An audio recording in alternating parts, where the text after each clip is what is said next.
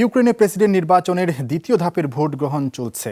স্থানীয় সময় সকাল ৮টায় শুরু হয় ভোট গ্রহণ, চলবে রাত ৮টা পর্যন্ত। জনমত জরিপ বলছে ৭২% ভোট পেয়ে ইউক্রেনের ষষ্ঠ প্রেসিডেন্ট হচ্ছেন জনপ্রিয় কৌতুক অভিনেতা ভলোদিমির জেলেনস্কি।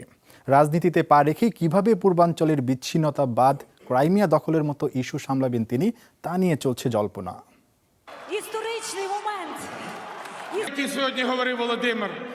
বিমান চালনা শিখতে আসা বৈমানিকের সাথে উড়োজাহাজে কিংবা অস্ত্রোপচার শিখতে আসা শল্য চিকিৎসকের ছুরির নিচে কেউ কি প্রাণ সঁপে দেয়?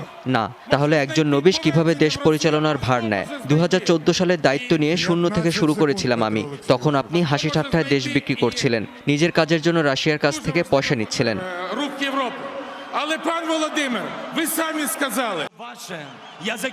প্রেসিডেন্টের ভাষায় আমি থোলের বিড়াল, তাই সই।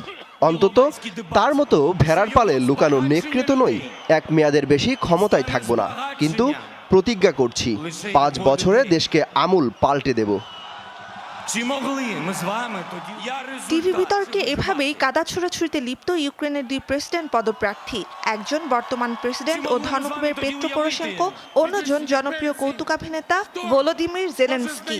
31 মার্চ প্রথম দফার নির্বাচনে জয়ী হয়ে প্রেসিডেন্ট হওয়ার দৌড়ে লক্ষ্যের অনেকটা কাছে পৌঁছেছেন তিনি। দ্বিতীয় দফায় ভোটের আগে জরিপ বলছে রাজনীতিতে নবীন হলেও দেশের নেতৃত্বভার নেবেন 41 বছর বয়সী এই নেতাই।